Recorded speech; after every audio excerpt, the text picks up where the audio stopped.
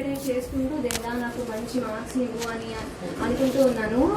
ఒకరోజు అంటే నేను 10th క్లాస్ స్టార్ట్ అయిపోయింది. నేను 10th క్లాస్ స్టార్ట్ అవ్వక ముందు నుంచే ప్రార్థించుకుంటున్నాను.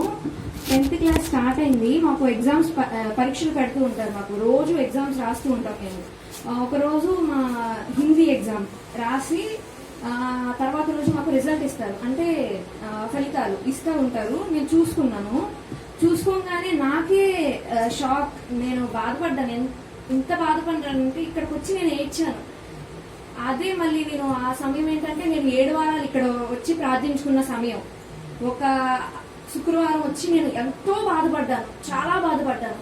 దానికి తోడు మా అమ్మకి మెడ నొప్పి, అసలు ఎంత బాధపడుతుందో. నేను ఇక్కడికి వచ్చి దేవుడా మా అమ్మకు మంచిగా ఉండేలా చూడు, నాకు మంచి మార్క్స్ ఇవ్వు, ఎందుకు ఇలా జరుగుతుంది, నాకు హిందీ రాదా అని అనుకున్నా.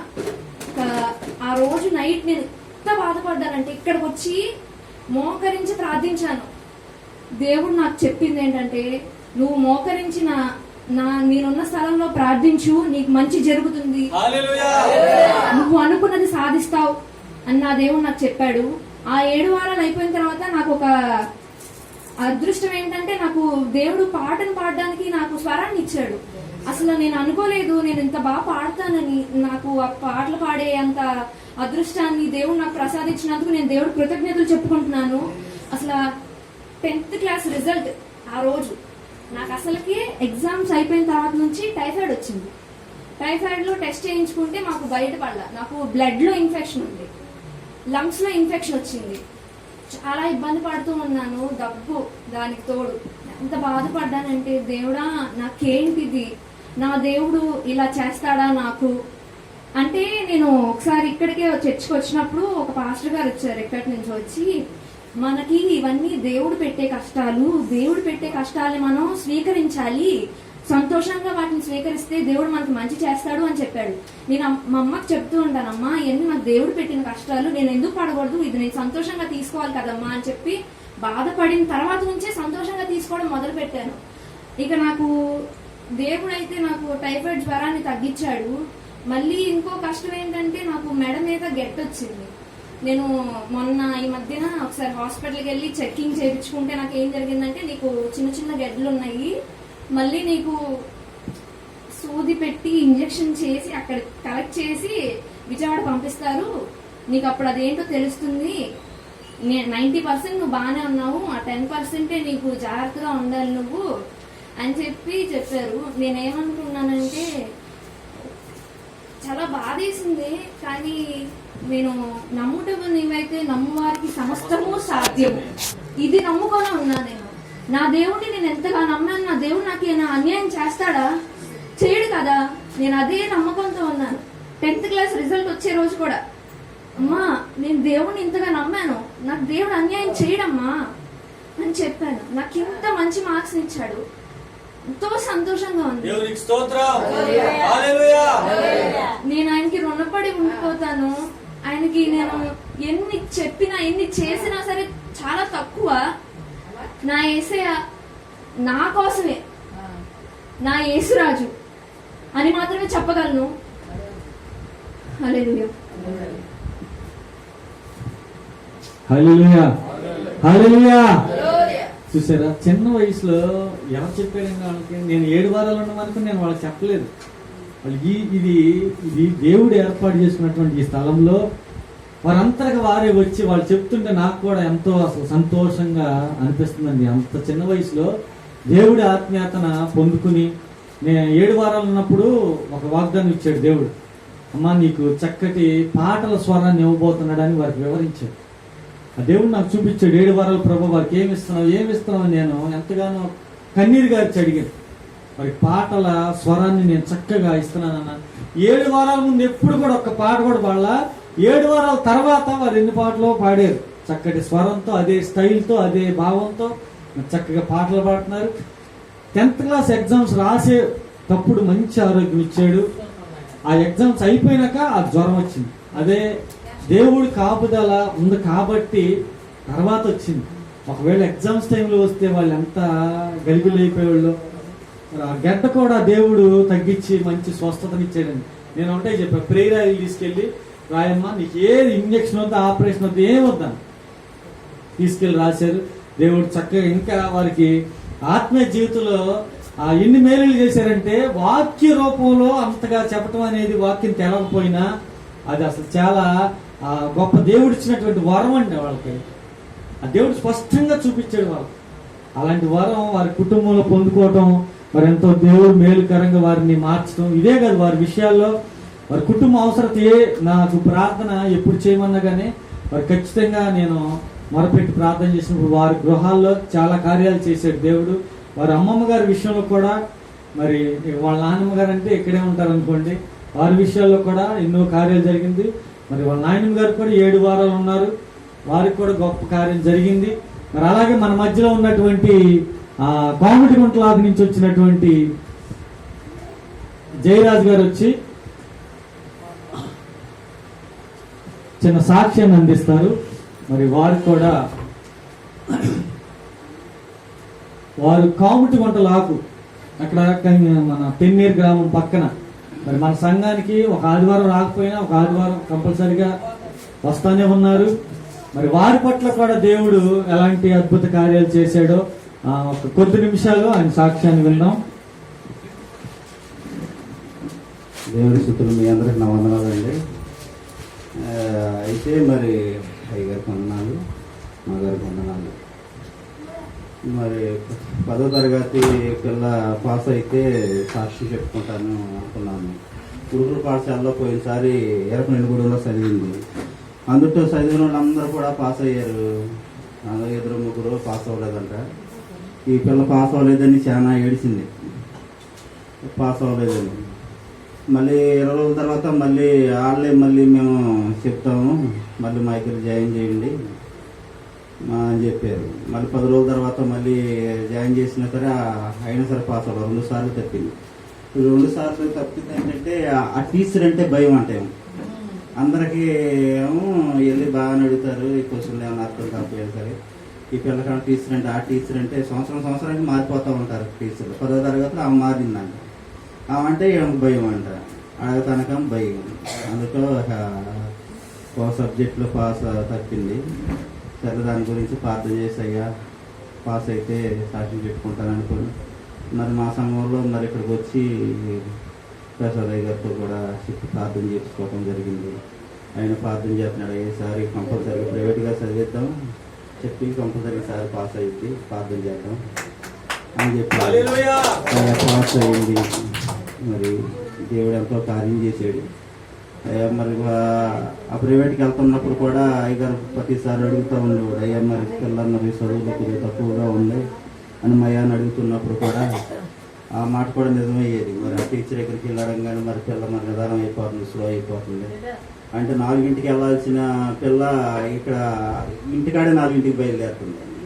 4ంటికి వెళ్తే అక్కడికి ఏముంది 5ంటికి 6ంటికి బయలుదేరుతుంది. 2 గంటల టైం వేస్ట్ అయిపోతుంది. మరి పిల్ల ఏమైనా పడుతుంది, రేపు పొద్దున్న నన్ను అడిగినా నేను ఇంటికి వెళ్ళినాను చెప్పి దేవుడు అందుకు కూడా కార్యం చేశాడు.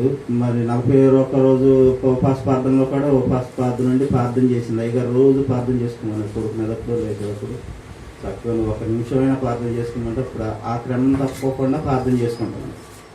దేవుడు సిగ్గుపరచుకోకుండా బిడ్డ నోటిని గురించి దేవుడు సహాయం చేశాడు. మరి మాకు మోసం ప్రార్థన చేయండి. మరి హాస్టల్లో సీట్ దొరకాలని ఎంతగానో ప్రయాసపడుతున్నాను. మరి దానికి పట్ల కూడా కార్యం చేయాలి. మరి ఇంకోటి ఏంటంటే నాకు కాళ్ళకి నీరు వచ్చింది అనుకున్నట్టుగా ఇక్కడి నుంచి కాళ్ళ నుంచి ఇదంతా కూడా బాగా డ్రావ్ అయిపోయి గవర్నమెంట్ హాస్పిటల్లోకి వెళ్తేనేమో వాళ్ళు ఏమన్నారంటే కంకిపాడు హాస్పిటల్లో లావులో నాకు కిడ్నీ దెబ్బ కానీ గుండె దెబ్బ కానీ అయితే అట్ట అవుతాయి అని గవర్నమెంట్ హాస్పిటల్ విజయవాడ పంపించారు.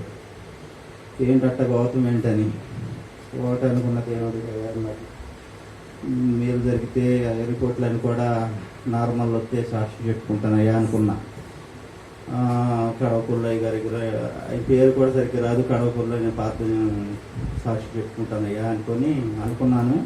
అనుకున్న రీతిగా అట్టగా వెళ్ళి వచ్చాను. ఒక రోజు అట్ట వేయలేకపోతున్నా, కాళ్ళు కుండుతున్నా, కాళ్ళ కింద కొనిగిలు వచ్చేసి వేయలేకపోతున్నా. డాక్టర్ గారు ఏలైతే సొట్టబడిపోతుంది. ఆ రాత్రి కూడా ఈ పిల్ల ఏం చేసింది, అయ్యమ్మ అక్కడ ఆయన కడవకుర్లయ్య గారి ప్రార్థన ఉందన్నారు. అయ్యమ్మ అంటే గొప్పని తీసుకొచ్చి రాసింది. ఆ తెల్లారిపాటికల్లా కాళ్ళన్నీ కూడా నీరు తగ్గిపోయినాయి. తెల్లారి మళ్ళీ దేవునికి స్తోత్రం. తెల్లారిపాటికి మళ్ళీ వెళ్ళాలి వాళ్ళ దగ్గరికి, డాక్టర్ గారికి వెళ్ళే మళ్ళీ కణమయ్య 2-3 ఉంటే మళ్ళీ కూడా చేశారు. అసలు ఏ ఒక్క దాంట్లో కూడా ఏం తేడా లేదయ్యా నీకు, అసలు నీరే లేదు, నీ కాళ్ళకి నీరేదని చూస్తున్నారు వాళ్ళు డాక్టర్ చూస్తుంటే. అసలు ఏ ఒక్కరు కూడా ఇట్లా అంటే కాళ్ళు నరాలు కూడా కాపాడుతుంది, కాళ్ళ మీద ఉన్న నరాలు. అంతకుముందు నరాలు కాపాడాల. ఆ 2వ రోజు కూడా మళ్ళీ కొబ్బరిలో మొత్తం లాగేసేసింది. బాగా మంచి ఆరోగ్యం దేవుడు నాకు దయచేసి. అయ్యా ఏమిచ్చిన రుణం తీర్చుకోలేను నాయన, శాసనం చెప్పుకుంటుంది సన్నిధిలో అనుకున్నా. ఏం మా పక్షం గొప్ప కార్యం చేశాడు, మా కోసం మా కుటుంబం కోసం ప్రార్థన చేయాలి. ఎప్పుడు కూడా కొబ్బరిని తీసుకెళ్ళి ఆ పక్కన పడేసి మర్చిపోతే నా పనులు నేను వెళ్ళిపోతా ఉన్నాను. నేను అడుగుని నేను రాసుకోవాలి. ఆ రోజు నేను రాయాలనిపించింది, నేను కూడా రాసుకోలేని పరిస్థితుల్లో బిడ్డ రాసింది. దేవుడు గొప్ప కార్యం చేశాడు. అయ్యో అంత చెప్పి ఆయనకి పరిశుద్ధాత్మ ఇచ్చినందుకు మీకు వందనాలు. ఏ ఇచ్చిన రోజు నాకు మీరు ఎంతో మంది ఉంటారు, వాళ్ళ కోసం స్వస్థ పొందాలని ప్రార్థన చేస్తాను. ఇదే నచ్చింది శాస్త్రం. హల్లెలూయా. సాక్షాలు దేవుడు దీవించును గాక. మరి వారి కుటుంబంలో దేవుడు అద్భుత కార్యం జరిగించాడు. మరి మన దగ్గరికి ఆ అమ్మాయి మరి విషయంలో మొదటి నుంచి వస్తున్నారు, చెప్తున్నారు, మరి ప్రార్థన చేస్తున్నాను, కనపడిందల్లా వారికి వివరించారు. దాన్ని బట్టి వారు మేల్కొన్నారు.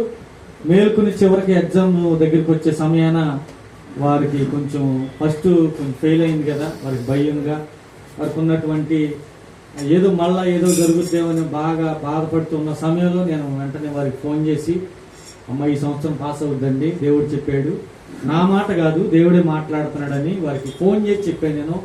అలాగే ఖచ్చితంగా అమ్మాయి పాస్ అయిందండి. వారి కుటుంబంలో చక్కటి సంతోషాన్ని దేవుడు ఇచ్చాడు. అదేవిధంగా మరి బలహీనతతో బాధపడుతున్నటువంటి ఆయనకి గుండె జబ్బు లేకపోతే కిడ్నీలు పాడైపోయినాయని ఆ డాక్టర్లు చెప్పింది. ఆ కాలంతా వాసిపోయి నీరు వచ్చి ఇలాంటి చొట్టబడే స్థితికి వెళ్ళిన కాలు నార్మల్ రిపోర్ట్ ఎలా వస్తుందండి? అది దేవుడు ముట్టితేనే తప్ప, అది ఏ బలహీనత అయినా సరే దేవుడు మనల్ని స్వస్థపరిస్తే తప్ప అది ఎక్కడ కూడా స్వస్థపడదు. ఎన్ని హాస్పిటల్ తిప్పినా అది తగ్గదు. మరి మరుసటి రోజుకి మనం ఇచ్చినటువంటి ప్రేయర్ ఆయిల్, ఆ కొబ్బరి బాటిల్ ప్రార్థన చేయించుకుంటారు వారు వచ్చినప్పుడల్లా. మరి అది ఎందుకు రాయాలనిపించింది వారికి? ఆ ప్రేరేపణ ఎందుకు కలిగించాడు దేవుడు? దాంట్లో స్వస్థత ఉంది, దాంట్లో విడుదల ఉంది. అమ్మాయికి కూడా నేను అదే ఇక్కడ నువ్వు రాసుకోమ్మా, 3 సిలువు గుర్తులు వేసుకుని ఇలా రాసుకో, తగ్గిపోద్దని చెప్పాను. కానీ అది దేవుడు ముట్టాడు కాబట్టి ఆ కార్యాలు జరుగుతున్నాయి. ఇంకెవరైనా మన మధ్యలో సాక్ష్యాలు చెప్పవలసిన వారు ఉంటే మరి కొద్ది నిమిషాలు సమయం ఇవ్వబడుతుంది. లేదంటే మరి కొద్ది నిమిషాలు దేవుని వాక్యాన్ని ధ్యానించుకుందాం. ఎవరైనా ఉంటే ఇవ్వండి, లేదంటే అమ్మగారు కొద్ది నిమిషాలు మరి కొన్ని గ్రీటింగ్స్ తెలియజేస్తారు. హల్లెలూయా.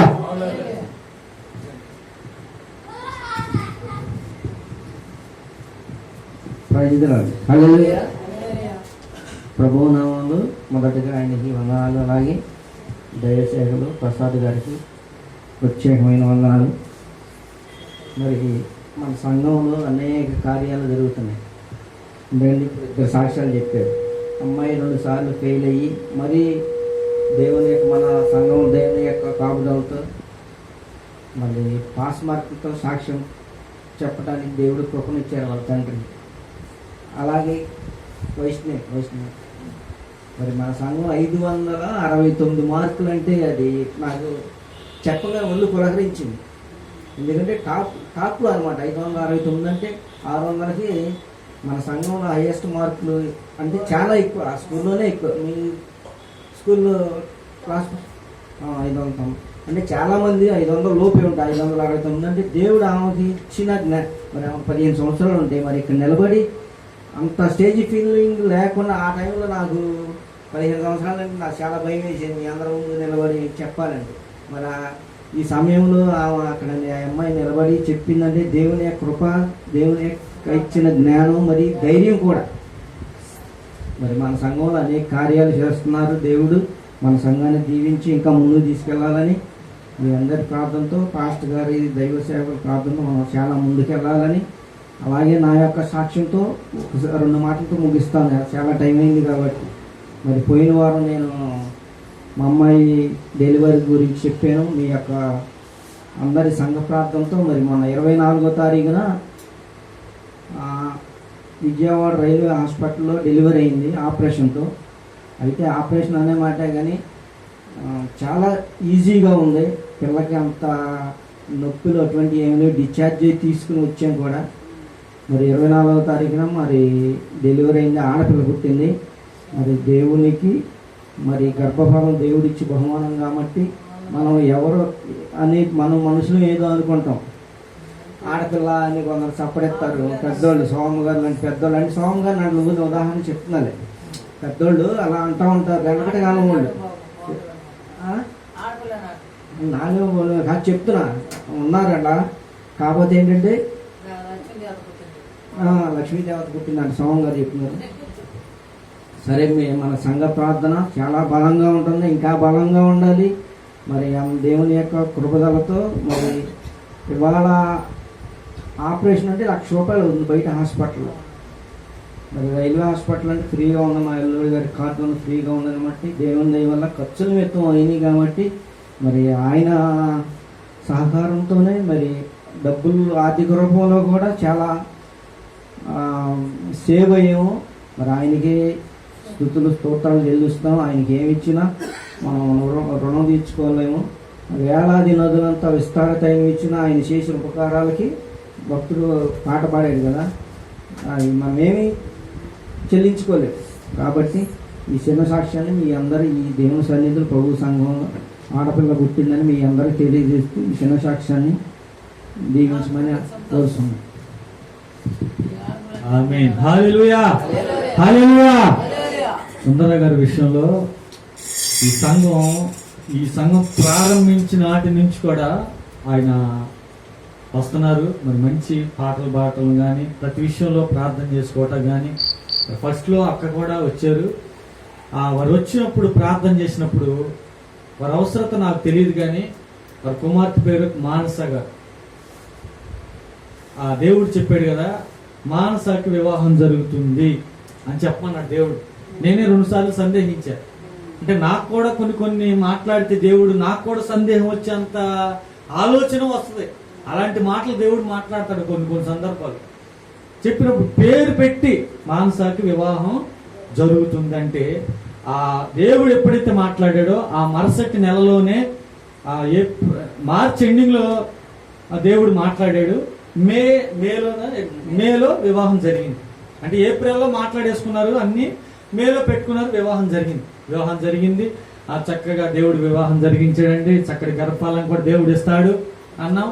ఆ అన్న ఒక 10 రోజులు 15 రోజులకు దేవుడు గర్భఫలం ఇచ్చాడు.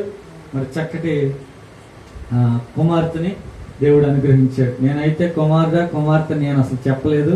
అమ్మగారు అయితే చెప్పింది, సుందరరావు గారికి మనవరాలే పుడద్దాం ఇంటికాడ, ఇక్కడ అనలేదులే. కానీ అలాగే దేవుడు ఇచ్చినటువంటి స్వాస్థ్యం ఈరోజు అటువంటిది లేక ఎంతో మంది అమ్మ అని పిలుపుకి నోచుకోలేని వాళ్ళు ఎన్నో కుటుంబాలు అయినప్పటికీ దేవుడు వెంటనే కార్యాలు, దేవుడు ఒక్కసారి పూనుకున్నాడంటే మన కుటుంబాల్లో వెంటనే కార్యాలు అలా జరిగిపోతా ఉంటాయి. దేవునికి స్తోత్రం. హల్లెలూయా, హల్లెలూయా. ఇంకా వాళ్ళ గురించి చెప్పాలంటే చాలా ఉన్నాయి, కానీ మరి సమయం లేదు.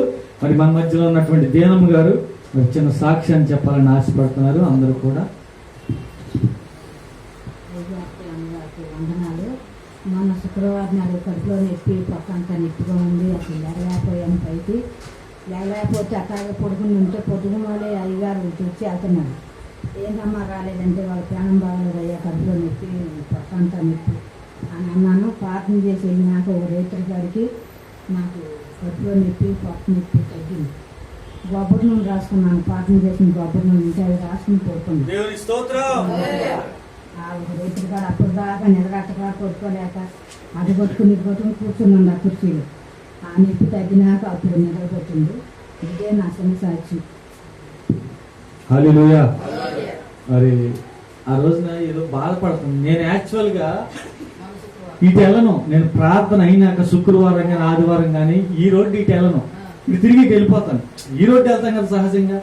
ఆ రోజు మరి ఎందుకో ఈ గుంటలు తవ్వుతుంటే బండి బాలాజీ గారి ఇంటి దగ్గర పెట్టి అటు వెళ్తా అక్కడ ఆగింది. దేనమ్మ గారు ఏంటంటే బాగున్నారని. అప్పుడు ఆమె బాధపడుతుంది. ఆ విషయం నాకు తెలియదు కదా. దేవుడు ఒకవేళ ప్రేరేపించి అక్కడ నడిపించాడేమో. ఏంటి బాధపడుతుంది తన చెప్పింది, వెంటనే బండి ఆపలేదు. ఇక తన బాధ చెప్పేసరికి ఆపి దిగి నేను వెళ్ళి ప్రార్థన చేశాను. మరి దేవుడు చక్కగా స్వస్థతనిచ్చాడు. దేవునికి స్తోత్రం. హల్లెలూయా, హల్లెలూయా. ఇంకా చాలా కార్యాలు మన సంఘంలో ఉన్నాయి. పేరు పేరున చెప్పుకోవాలంటే మరి చాలా ఉన్నాయి. వాగ్దానాలు ఇచ్చి దేవుడు స్వస్థతలు ఇచ్చి అనేక కార్యాలు అనేక మందికి జరిగించారు. అదేవిధంగా ఈ సమయంలో మన మధ్యలో ఉన్నటువంటి నా తల్లి గారు కొద్ది నిమిషాలు మా కుటుంబం గురించి ఈ ప్రార్థన, ఈ యొక్క పరిచర్య, ఈ కొన్ని గ్రీటింగ్స్ మీకు తెలియజేస్తారు.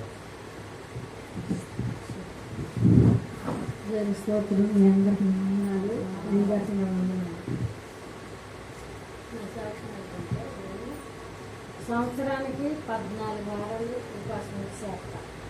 ఈ సంవత్సరం 7 రోజుకి 7 గంటలు 7 వారాలు చేయాలనుకున్నాను. అంటే ఇంకా అది చేయలేదు. 7 శుక్రవారాలు మాత్రం చేశాను. చేస్తే 7 శుక్రవారాల్లో మరి పిల్లకి అట్లా వచ్చాము. దేవుడు కనిపించాడు. చాలా అపాయం ఉంది. దేవుడు స్వస్థపరిచాడు. ఆ పిల్లకి అట్టయినా 3 రోజులు ఇక్కడే ఉండాలి. 7 వారాలు ఇక ఒక వారం ఉంది. ఇది రావద్దనుకున్నా. ఆ 7 వారాలు ఉపాసం రాదని ఏ ఊరు వెళ్ళొద్దనుకున్నా.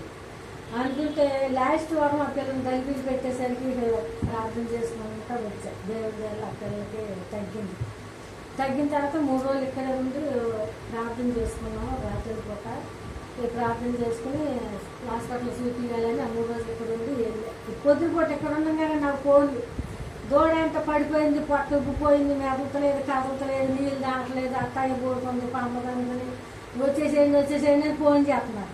ఆ రోజు సెంటర్ కాడ కూకుంటే 3ంటికి వెళ్ళి 6ంటి దాకా కూకున్నారు. రాలా బస్సు మరి వెళ్ళిపోయిందో ఏంటో తెలియలే.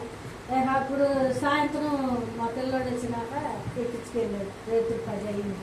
వెళ్ళి చూస్తే అట్టాగే కాళ్ళు కమ్మదెట్టుకుని కొడుకుంటే అసలు లేవట్లేదు, కళ్ళు చూడలేదు, పొట్ట బాగా ఉబ్బిపోయింది.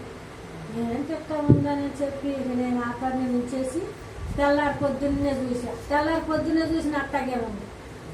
ఏంటి అట్టాగే ఉందని డాక్టర్ గారికి ఫోన్ చేశాను. ఫోన్ చేస్తే అమ్మ నాకు ఇవాళ సెలవు రాకపోతుందో మానుకొని డాక్టర్ గారిని పిలుచుతా ఉంది. ఆయన నెంబర్ నాకేం తెలుసు అంటే నేను నడపని పెట్టుకుని ఇంట్లో వేసి రక్తం గబ్బర్ దిగులు అని నీళ్ళు పోసుకుని ఎత్తుకెళ్ళి పెడతాయి. అసలు మూసిన దాన్ని ఎత్తపోతుంది అట్టాగే ఉంది. సరే ఇది తాగేదట్లు లేదని ఇక ఆ నీళ్ళు చుట్టూ అట్లా జల్లి దాని మీద జల్లి ఇక నేను కొట్లోకి వెళ్ళిపోతాను. కూకుని ఇక ఏమైంది, ఇక దాని మీదగా పోయింది ఏమోలే, పిల్ల దోసం అంతా దాని మీదగా పోయిందేమో, ఇక చచ్చిపోతే పూసేపు కాసేపు అన్నట్టుంది అని అనుకున్నా. 8ంటికి పిల్లడు అక్కడి నుంచి వచ్చి అమ్మ తోడు అని చెప్పి చూడతారు అన్నట్టు లేచి నుంచి ఎవరు అట్టుంది. అసలు పొట్టప్పుడు ఏం లేదు, చప్పకట్టు అయిపోయింది. నేను శాఖ అయిపోయా అసలు. అమ్మ ప్రభా నువ్వు ఎంత గొప్ప దేవుడు నాయన. అసలు ఇందాక చూస్తే నినకాయలు చూస్తే పొట్టం తెచ్చి నువ్వుపోయి కళ్ళు దేవక ఊపిరి మీద ఉంది. అసలు నేను వేసి రక్తం జల్లి వెళ్ళాను. ఎంతలోనే అసలు చప్పకట్టు అయిపోయి నెవరాస్తుంది. ఆ పక్కన ఒట్టు పెట్టుకుంది. దేవుని స్తోత్రం. నేను ఎంత సంతోషపడ్డాను, ఎంత గొప్ప కార్యం చేసేదాన్ని. ఇక ఆ రోజు నుంచి ఈ రోజు వరకు అసలు ఆ దూడ కోరుకుంటున్నా ఏది లేదు. అసలు ఎప్పటిగానే గేద దగ్గరికి వెళ్ళిపోతుంది. దేవుని స్తోత్రం. ఆ కార్యం చేశాడు దేవుడు.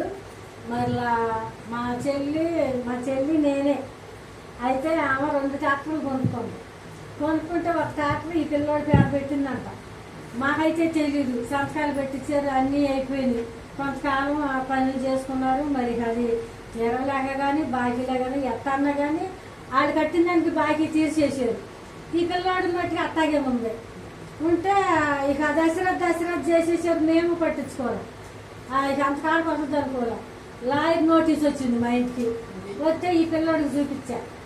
అంటే గుడ్డోడికి అంటే చిన్నడికి ఉద్యోగం వచ్చింది అమ్మ ఏదో కానీ అని సరిగ్గా చూడకుండా ఇంట్లోకి వెళ్ళేది అసలు అక్కడ పాడేసేసి ఇక ఇంట్లోకి వెళ్ళే పనిలో ఉన్నాం. ప్రార్థనలు అట్లా ఇక అన్నీ అయిపోయిన తర్వాత చూస్తే లాయర్ నోటీస్ వస్తే అప్పుడు మా చెల్లి అడిగితే నేను ఇబ్బందిలో ఉంది, ఇప్పుడు కట్టలేను నేను అది ఇది అని అంటుంది. కానీ కడతానన్నమాట అట్లా. ఇక నెల ఆగిందంటే మళ్ళీ ఢిల్లీ వెళ్ళాలి. మళ్ళీ ఆ భాష వాళ్ళ ఖర్చు అవన్నీ వేసుకుని వెళ్ళాలి. అయితే ఇక నేను 7 శుక్రవారాలు ఉండి సంఘానికి చెప్పా, ఇది పరిస్థితి అమ్మ, ప్రార్థన చేయండి, దేవునికి అసాధ్యమైంది ఏదీ లేదు. నా పట్ల ఎన్నో కార్యాలు చేశాడు. అవన్నీ సంఘం చదివితే సంఘం కాడ గొలిచి ప్రార్థనలాగా చుట్టాపల కూర్చొని చేసిన తర్వాత ఇక మన ఈ మధ్య దేవుడు ఆ కార్యం జరిగించాడు. ఇక ఆ కాగితం మనం తెచ్చేసుకున్నాడు మన 3 రోజుల నాడు. దేవుని స్తోత్రం. మరి ఆ కార్యం జరిగించాడు. మేము అక్కడ దాకా వెళ్ళకుండా ఆ కార్యం జరిగించాడు. మరి నేను ఏదో సూర్యుదో ఉట్టుదో అనుకున్నాం. 2-3 సార్లు పొల్లింది. అయితే మేము ఆ గేదెను మునిపే అమ్మేసుకుందాం అనుకున్నాం. దేవుడు అన్నాడు ఇక్కడే ఏనొద్దని చెప్పాడు. మరి ఆ పిల్లలకి తెలియదుగా, మీకు ఉంచుకుంటారు చేయలేరు, ఉంచుకుంటారు అది ఇది అని ఇసుక్కున్నారు. మీకు తెలియదులేకయ్యా, చేసినా చెప్పినా దేవుడు చూసుకుంటారు, ఇంటికాడ ఏనొద్దని చెప్పాడు అనుకుంటే అది సూర్యుడు అయినట్టుగా దేవుడు నాకు చూపించాడు. సర్లే ఒక రోజున హాస్పిటల్కి తోలిపెడితే దేవుడు దాని వల్ల సూర్యుడనే చెప్పింది డాక్టర్ గారు. దేవుని స్తోత్రం. మా పక్క కార్యం మరి జరిగించాడు దేవుడు. మరి మా పట్ల ఎన్నో కార్యాలు చేశాడు దేవుడు, చాలా కార్యాలు చేశాడు. దేవుడికి అసాధ్యమైంది లేదు. మరి గురువారం మా ఇంటికాడ ఉపవాస ప్రార్థన పెట్టుకుంటున్నాం. కుటుంబంతో మరి సంఘాన్ని గురించి అందరి గురించి ప్రార్థన చేస్తున్నాం. అమ్మాయి పరీక్షలు అందరి గురించి మేము ప్రార్థన చేసేవాళ్ళం. దేవుడు గొప్పగా మరి ఆశీర్వదించి ఇంకా మిమ్మల్ని ఆశీర్వదిస్తాడు. దేవుడిని మొత్తం ఇడిచి కట్టకుండా ప్రార్థన చేయండి. ఏ విషయంలోనే మిమ్మల్ని ఎంతవరకు నడిపించుకెళ్తాడో దేవుడికి తెలియదు, కానీ దేవుడి ప్రణాళిక మీ పట్ల ఉంది. మరి అంత గొప్ప సాక్ష్యం, మరి ఆ వయసులో అంత గొప్ప సాక్ష్యం చెప్పంటే ఆ వయసులోనే మా సంఘంలో 25 మంది పోకున్నారు. బాప్తిసం మన తీసుకున్నారు. 10th పాస్ అయిన వాళ్ళు, మరి అనేక చదువులు పాస్ అయిన వాళ్ళు చిన్న వయసులోనే పూకుని మన బాప్తిసం తీసుకున్నారు. అందరూ కూడా చక్కగా మరి ఆ వయసులో బాప్తిసం తీసుకుని మరి దేవుని తెలుసుకోవటం అంటే మామూలు విషయం కాదు. దేవుని ఆశీర్వాదం మనకి కనపడదు, కంటికి కనపడదు, చెవికి వినపడదు, హృదయానికి కూర్చుండదు. మనం ప్రార్థన చేస్తున్నామంటే మన కుటుంబం చుట్టూ కంచి వేయబడదు. నాకు ఎక్కడ చూపించారండి, మా పిల్లాడు దూరబాటు వెళ్తాడు ప్రార్థన చేస్తున్నాడంటే ఒకరోజు రేత్రి చుట్టాపల ఒక గీట్లాగా కనపడింది. అంటానని ఒక తెలిసిన వాళ్ళని అడుగుతామో మీ ప్రార్థన మీ బిడ్డకి కాపుతామండి అని చెప్పారు. నేను అనుకున్నాను దేవుడు విడిచిపెట్టే దేవుడు. మనం ఆయన చేసిన మనం కూలికి వెళ్తున్నాం అనుకో, రూపాయి పొద్దుకు మాలకు వస్తుంది మనం చేసే పని. కాదు ఆయన చేసింది కంటికి కనపడదు, చెరువుకి కనపడదు, హృదయానికి దోచింది కాదు. నా కుటుంబంలో చాలా కార్యాలు చేశాడు. మేము ఒకప్పుడు చాలా దేన స్థితిలో ఉన్నాం, దరిద్ర స్థితిలో ఉన్నాము. మరి దేవుడు మరి ఈ స్థితిలో ఉంచాడంటే నాకున్న దాంట్లోనే దేవుడికి నాకున్న దాంట్లోనే ఇచ్చేదాన్ని. నేను ఒక రోజున నాకు సమృద్ధికి ఇస్తేనే ఇచ్చినట్టు ఉంటుంది ఎప్పుడైనా సరే. మరి నా యజమాని ఎందుకంటే ఉండి లేని పరిస్థితులు కదా, ఏంటి ఎన్ని ఎత్తది ఎన్ని ఎత్తుకెళ్ళొద్ది అని అనుకుంటున్నాడంట. అయితే నా మాట అందులో నన్ను ఎత్తుకెళ్ళొద్దు అనేవాడు కాదు, ఇవ్వద్దనే మాటలా చెప్పేవాడు కాదు. ఎవరితోనే చెబుతుంది నేనన్నా నిన్ను బియ్యం ఎత్తుకెళ్తుందని, మరి ఎన్ని శబ్దాలు ఎత్తుకెళ్తుందని నేను అనుకునేదాన్ని.